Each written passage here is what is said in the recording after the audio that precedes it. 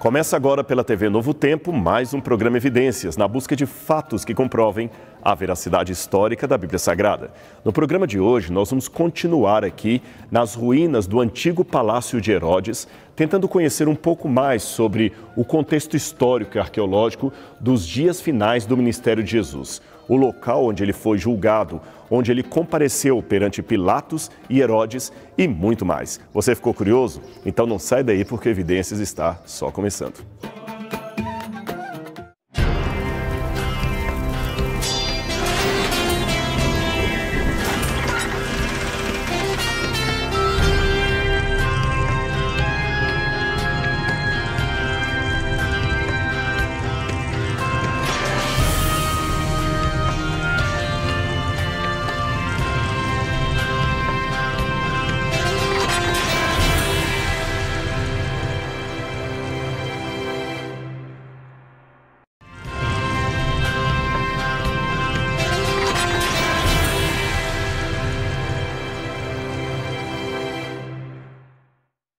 De volta com o programa Evidências, aqui nas ruínas do Palácio de Herodes, para contar os dias finais do julgamento de Jesus. Mas, antes de entrar no assunto de hoje, que aliás eu vou continuar dialogando com o professor Ariel, eu quero dar um presente para você que está em casa. Quer saber qual é? O Guia de Estudos Evidências, que você sabe, foi preparado para você conhecer mais sobre Bíblia, Deus, teologia e muito mais. E o que é melhor, esse guia de estudos é grátis. Você pode pedi-lo hoje mesmo. Basta ligar para a gente no horário comercial, 0 operadora 12 21 27 3121, ou se preferir, você pode deixar uma mensagem no nosso WhatsApp que está aparecendo aí para você na sua tela. Você também pode acionar o QR Code ou entrar na página do biblia.com.br. Mande uma mensagem para a gente, queremos enviar o guia de estudos para você.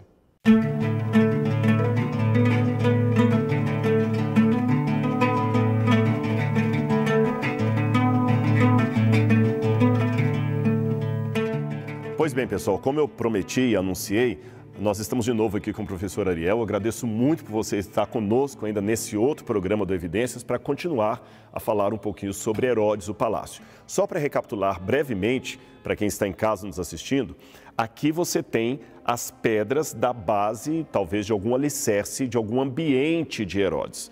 Mas é lógico que quem vê essas pedras aqui talvez não entenda muito o que estaria aqui por cima. Então, Ariel, eu acho que seria interessante mostrar de novo esse desenho aqui para o pessoal em casa entender onde nós estaríamos ou como seria esse lugar nos dias de Cristo, tá bem? Com certeza. Então, vamos nos situar novamente para entender onde estamos. Vamos pegar esse ponto de referência que é o templo.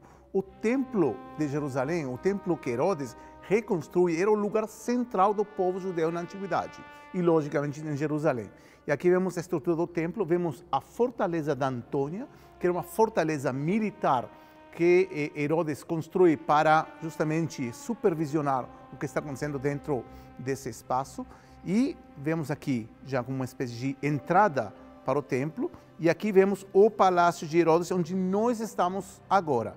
Onde estamos exatamente agora seria provavelmente debaixo coloco aqui, né, debaixo dessa estrutura que era parte do Palácio de Herodes. Provavelmente aqui ele dormia ou recebia visitas, porque temos duas estruturas que são idênticas, separadas por um pátio chamado peristal, né, aqui, e temos aqui uma piscina e temos 3 torres, né, que Flávio José menciona essas 3 torres, não vamos falar agora dos nomes das torres, mas uma delas sobreviveu até hoje em dia. Então depois nós vamos ver do lado de fora de onde nós estamos aqui, restos dessa piscina que eu sei que ainda são possíveis de serem vistos e de uma dessas torres aqui. Agora, isso também explica por que quando Pilatos vem a Jerusalém e ele está brigado com Herodes, um fica num canto do palácio, outro no outro.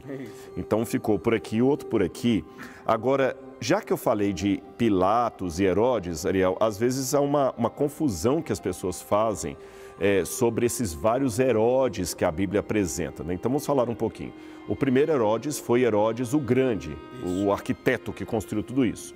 Ele morre provavelmente no ano 4 a.C. Eu sei que você que está assistindo em casa acha isso meio estranho, mas vou explicar para você. Na verdade, por ironia histórica, Jesus nasceu antes de Cristo. É porque há um erro de cronologia em relação à vida de Jesus. Eu vou explicar para você.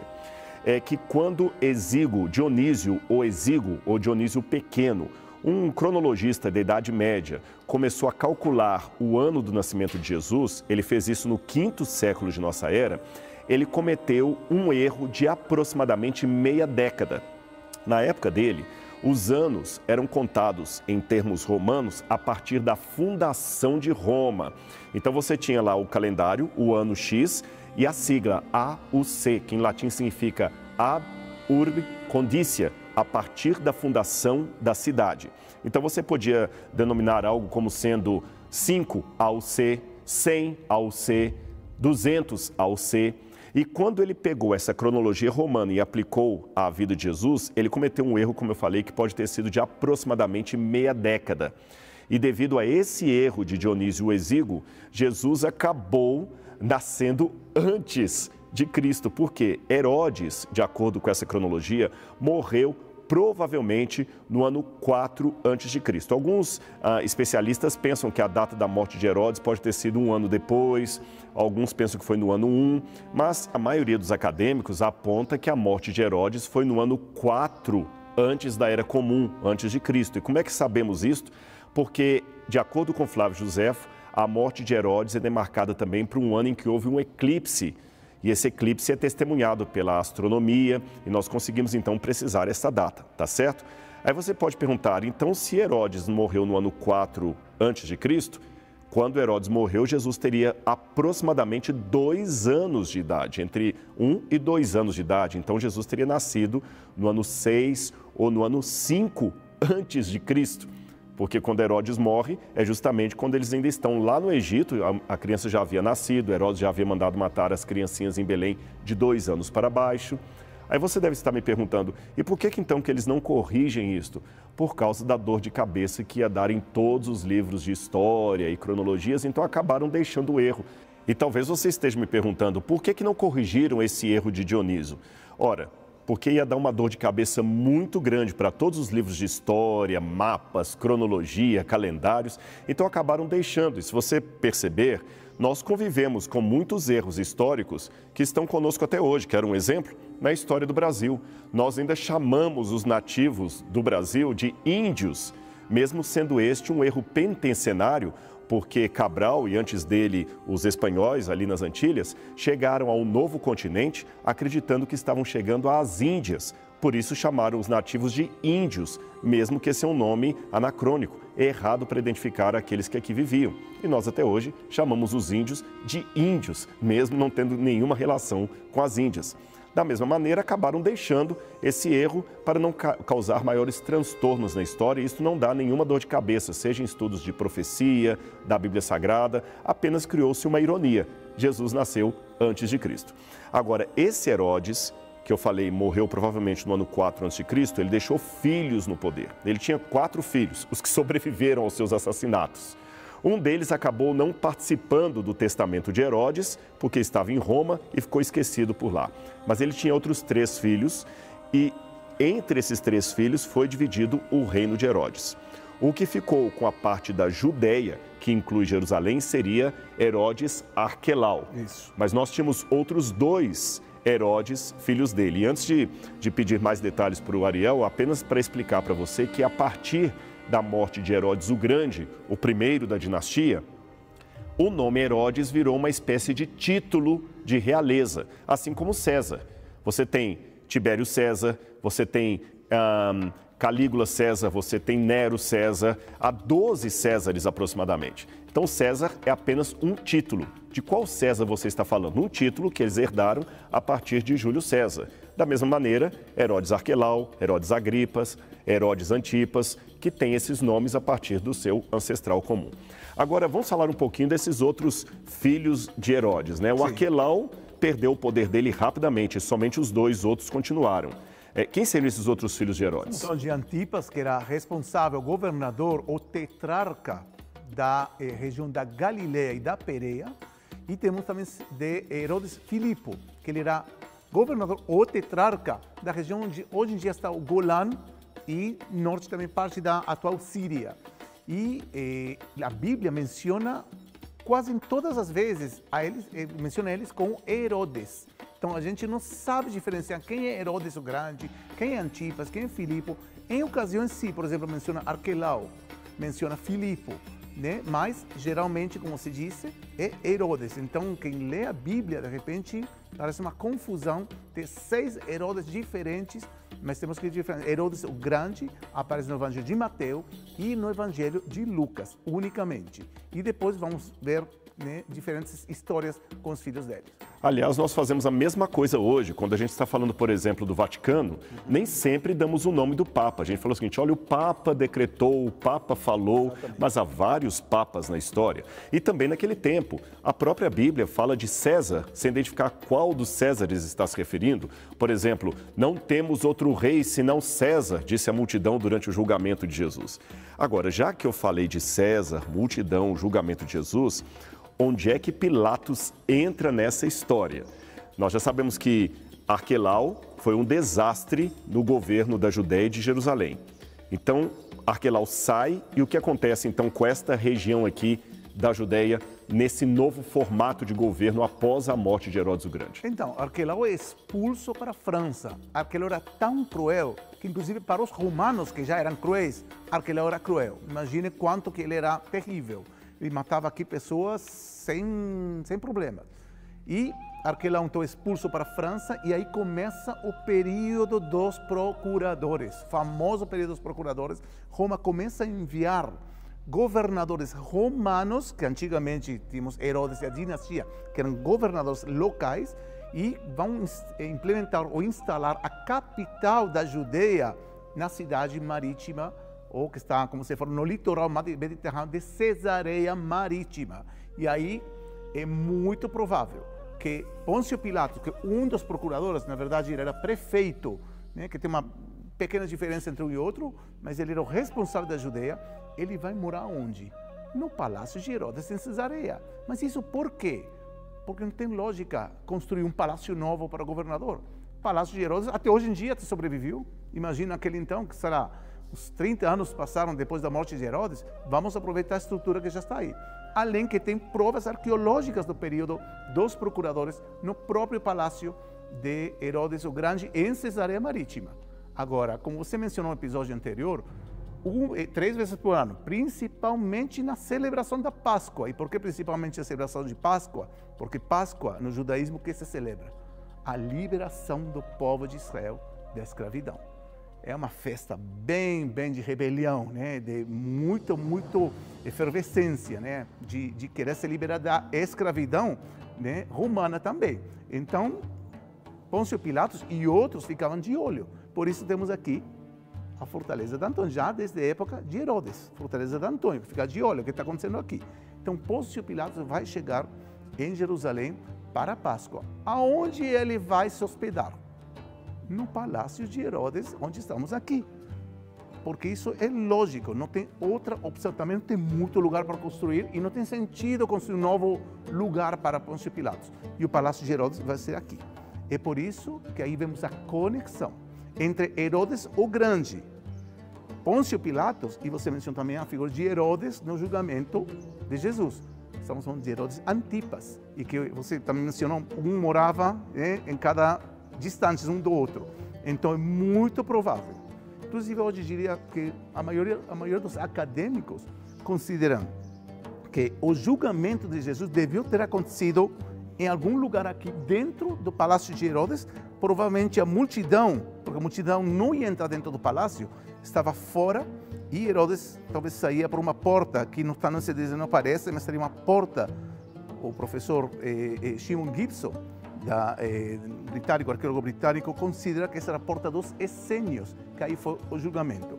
Então aí vemos a conexão entre o original Palácio de Herodes, Pôncio Pilatos, que vai se hospedar 3 vezes por ano, no mínimo, como você bem mencionou. Jerusalém é muito sagrada, muito religiosa para um prefeito romano, pagão, que a única coisa que ele quer é cobrar imposto e ter paz, só isso. Então, aí vemos a conexão entre Pôncio Pilatos, Herodes o Grande, que foi quem construiu isso, e Herodes Antipas no julgamento de Jesus. Então você viu, ficou claro, Herodes o Grande constrói esse palácio, ele era um hábil construtor, ele morre no ano 4 a.C., seu filho Arquelau assume o poder por pouquíssimo tempo, depois é expulso para a Gália, que hoje recebe o nome de França, e na época não se chamava França ainda, e ele vai para a Gália, fica lá. Eles trazem procuradores romanos ou prefeitos romanos para administrar a Judéia. Eles não moram em Jerusalém, começam a administrar a região a partir de Cesareia Marítima. E nas festas religiosas, o procurador ou representante de Roma vinha até aqui. Por isso que Pilatos vem aqui, especialmente na época da Páscoa. Dizem que o olho do dono que engorda o gado, então ele tinha que vigiar o que estava acontecendo aqui. Agora, quando ele vinha aqui, o Herodes, descendente do Herodes o Grande, também veio e um provavelmente ficou num lado do palácio e do outro. Aí faz sentido com o evangelho, quando Pilatos, não sabendo o que fazer com Jesus, envia para Herodes, e Herodes, depois de questionar Jesus, devolve para Pilatos. Você vê que são dois lugares próximos. Agora, tudo indica que foi por aqui então que Jesus foi julgado. É curioso que, até um passado relativamente recente, muitos pensavam que Jesus havia sido julgado aqui na Fortaleza Antônia. Por que acreditavam nisto? Porque aqui na Fortaleza Antônia você tem uma base de pedras, um piso, que em grego nós chamamos de litóstrotos. Litróstotos. Litos significa pedra. Estrótotos é de estrato, pavimento, então pavimento de pedra. E o Evangelho de João fala que Jesus foi fustigado com varas, apanhou, recebeu uma coroa de espinhos num pavimento de pedras. Por isso que muitas pessoas pensavam que foi aqui na Fortaleza Antônia que Jesus foi julgado. Aliás, quando as pessoas vêm visitar Jerusalém, eles passam pela chamada Via Dolorosa. No local da Fortaleza Antônia, eles chamam esse local até hoje de Etiomo, da frase em latim, eis o homem, significa que Pilatos aqui teria apresentado Jesus à multidão. Porém, arqueologicamente falando, hoje as evidências apontam que provavelmente Jesus foi julgado aqui, onde nós estamos. Aliás, na verdade, professor, eu queria até ler uma passagem da Bíblia que corrobora com esse fato. Eu quero que você em casa acompanhe essa leitura comigo. Eu vou ler o que está no Evangelho de Marcos, capítulo 15, versículo 16. Acompanhe na sua Bíblia. Então os soldados levaram Jesus para dentro do palácio, que é o pretório, e reuniram toda a tropa. Vestiram Jesus com um manto púrpura e, tecendo uma coroa de espinhos, a puseram na cabeça dele. E o saudaram, dizendo, salve, rei dos judeus. Ora, o pretório é justamente onde ficava a guarda pretoriana. E você pode até ter perguntado durante o momento em que o professor Ariel estava explicando, mas ele tinha um palácio aqui para ficar vazio, já que Herodes o Grande tinha morrido e não tinha nenhum descendente dele morando aqui? Sim, isso era comum. Herodes o Grande tinha palácio aqui, tinha palácio no deserto da Judéia, Massada, ele tinha palácio também em Jericó, ele tinha palácio perto, sabe onde é que nós localizamos, inclusive, ruínas de uma fortaleza de Herodes, que aliás farão parte de um dos programas aqui do Evidências, perto da pousada do caminho herodiano ou da estrada romana que ligava Jerusalém a Jericó, ligada também àquela parábola de Jesus do bom samaritano. Ali perto da antiga estalagem, à beira da estrada romana, nós temos uma fortaleza herodiana ali também, de Herodes. Ele tinha muitos palácios, cada dia ele ficava num diferente. Portanto, muitos palácios de Herodes ficaram vazios depois que ele morreu.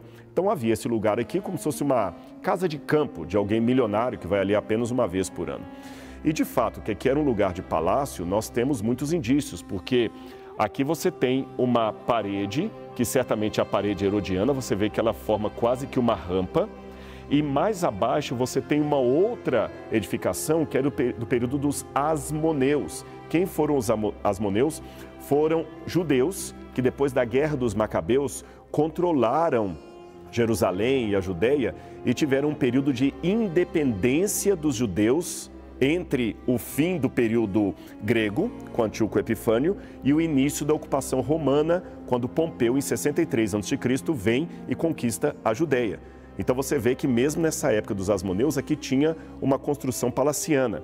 E mais abaixo aqui, se você olhar, abaixo dos alicerces de Herodes, eu tenho alicerces da época do 8º século a.C., da época do rei Ezequias. Mas calma, na época do rei Ezequias, aqui não era um palácio. Tudo indica que esses alicerces são alicerces talvez de uma torre, de parte da muralha da época do rei Ezequias. E nesta época, quando os assírios estiveram aqui e sitiaram Jerusalém, porém não a destruíram, já tinha uma fortaleza aqui. Ou pelo menos algum tipo de estrutura de torre, alguma coisa assim. Depois, é claro, vieram os babilônios e destruíram a cidade de Jerusalém. E quando os asmoneus chegam aqui, eles talvez constroem também algum tipo de edificação. E Herodes, quando assume o poder, ele aproveitou muitas das edificações dos asmoneus e fez para si palácios suntuosos.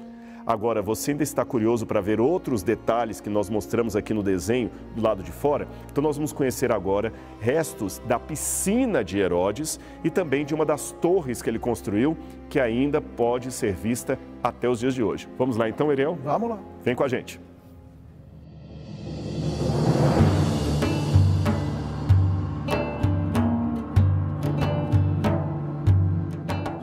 Pois bem, Ariel, então nós estamos realmente aqui no resto daquela piscina herodiana que você mencionou lá dentro. Nós vimos no desenho e agora nós temos as ruínas dela aqui. Nós temos as escadas que alguém descia aqui.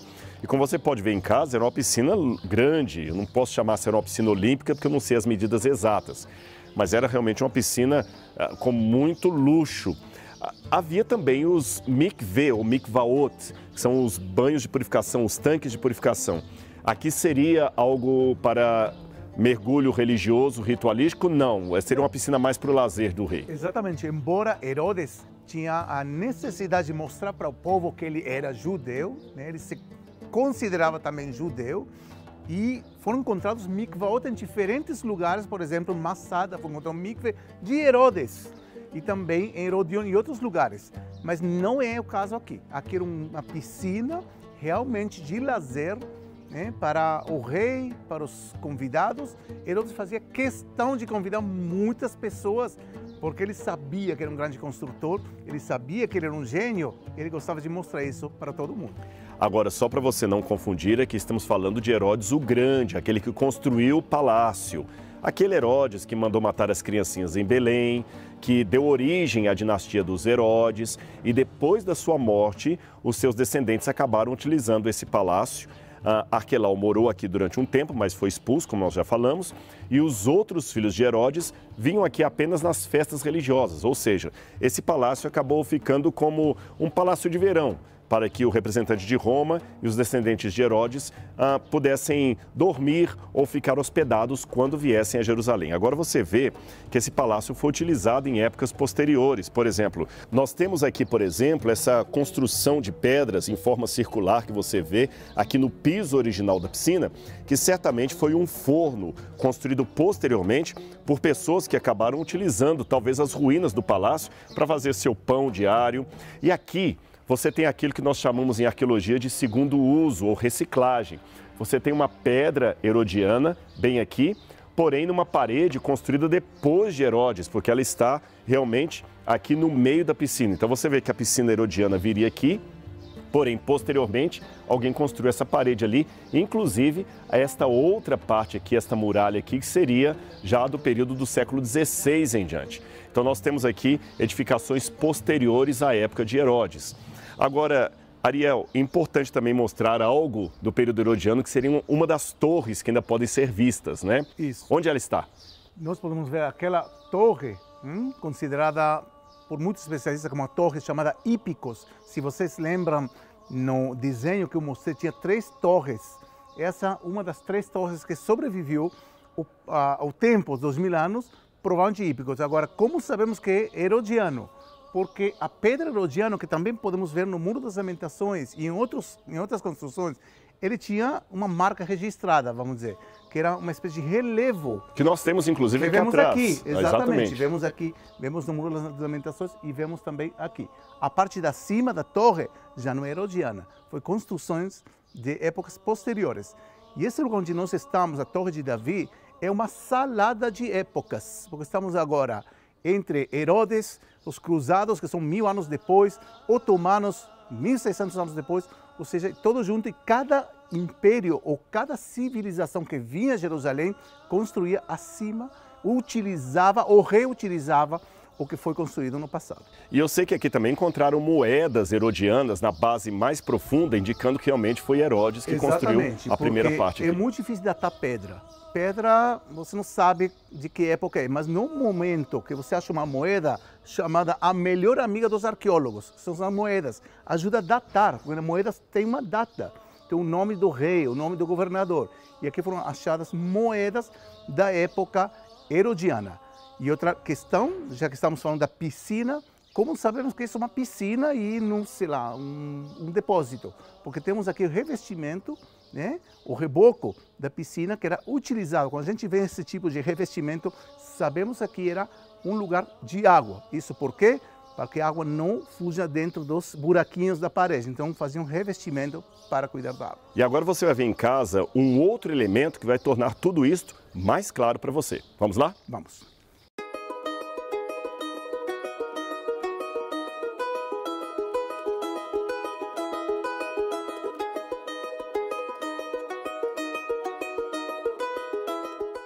Pessoal, eu quis terminar o programa aqui, nesse lugar, porque eu amo maquetes. E quando a gente entrou aqui na chamada Torre de Davi, nós vimos uma maquete de como ela está hoje, não é isso, Toriel? Isso mesmo. Ou seja, se você vier a Jerusalém algum dia e entrar pela Porta de Jaffa, você vai encontrar essa estrutura.